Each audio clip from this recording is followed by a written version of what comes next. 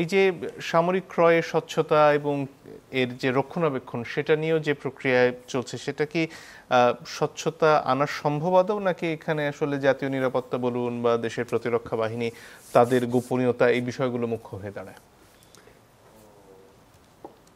Captain সালাউদ্দিনের বক্তব্য ধরে যদি বলি, এটা আমাদের সম্মিলিত ব্যর্থতা, আমাদের অক্ষমতা, এবং এই অক্ষমতাকে সক্ষমতায় নিয়ে যাওয়া, ব্যর্থতাকে সাফল্যে নিয়ে যাওয়ার কোনো উদ্যোগ নেই। অতীত সরকারেরও ছিল না, বর্তমান সরকারেরও নেই। যখন একটা ভয়াবহ দুর্ঘটনা ঘটে তখন আমরা কিছুটা নড়ে চড়ে বসি, আবার সেই অবস্থা, পুরানো অবস্থায় আবার আমরা বেহুশ হয়ে পড়ি। এই যে বাংলাদেশে সামরিক ব্যয় কিন্তু কম না, পাকিস্তান ভারতের মতো নয়, কিন্তু একটা মানে বিমান বাহিনীর জন্য একটা আলাদা বিমানবন্দর মানে রানওয়ে করা গেল না কেন? এবং একটা এই লালমনিরহাটে একটা রানওয়ে, বিশাল রানওয়ে দ্বিতীয় বিশ্বযুদ্ধের সময় তৈরি, সেটা পড়ে আছে কিন্তু। তো এটা দিয়ে শুধু এখানে তো প্রশিক্ষণ দেওয়া যায়, এটা হচ্ছে পরিকল্পনার বিষয়।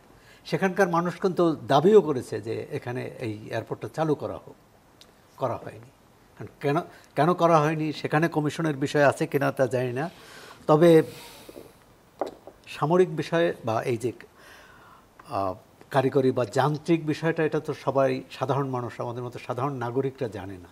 এটা যারা বিশেষজ্ঞ তাদের দিয়েই কিন্তু কমিটি করা, এবং সরকারি অনেক ক্ষেত্রেই কমিটি করা হয়, সুপারিশ হয়, সেটা বাস্তবায়ন হয় কি না। আমার তো এই মুহূর্তে আমাদের দাবি হচ্ছে গত 3টি বা 4টি যে দুর্ঘটনা ঘটল তার রিপোর্ট প্রকাশ করা।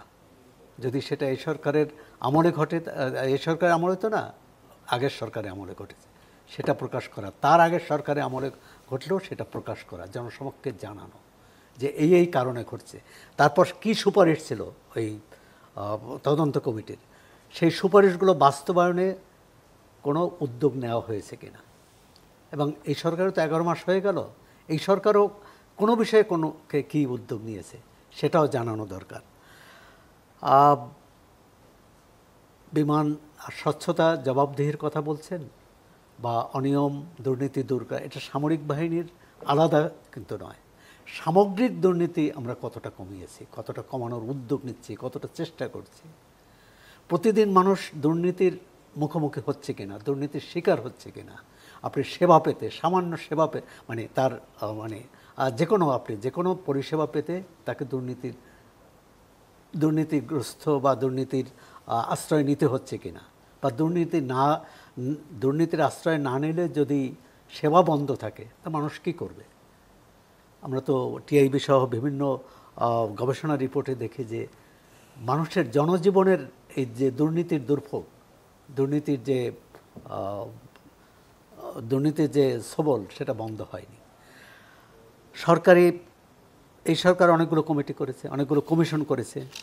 কমিশনগুলো বাস্তবায়ন, যেগুলো নির্বাচন, সংবিধান ইত্যাদি খুব গুরুতর বিষয়, সেগুলো নিয়ে খুব আলোচনা হচ্ছে। এর বাইরের যে কমিশনগুলো হলো, সেগুলোর তো যেগুলো প্রশাসনিকভাবে বাস্তবায়ন করা যায়, সেগুলো তো আমরা দেখি না যে কোনো বাস্তবায়ন হচ্ছে বা কোনো উদ্যোগ নিচ্ছে, কার্যকর উদ্যোগ নেওয়া হচ্ছে। তো সুতরাং দুর্নীতি সার্বিক আরেকটি বিষয় খুব জরুরি।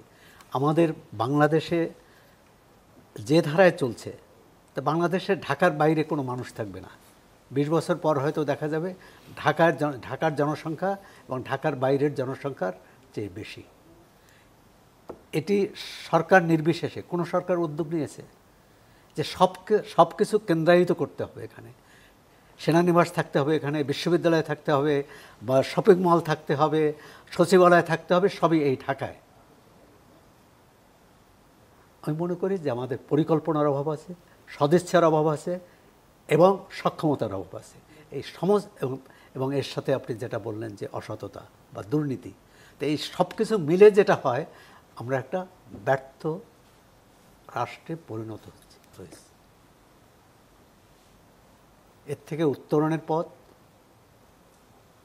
খুঁজে বের করতে হবে যারা রাষ্ট্র পরিচালনা করেন তাদেরই। ধন্যবাদ।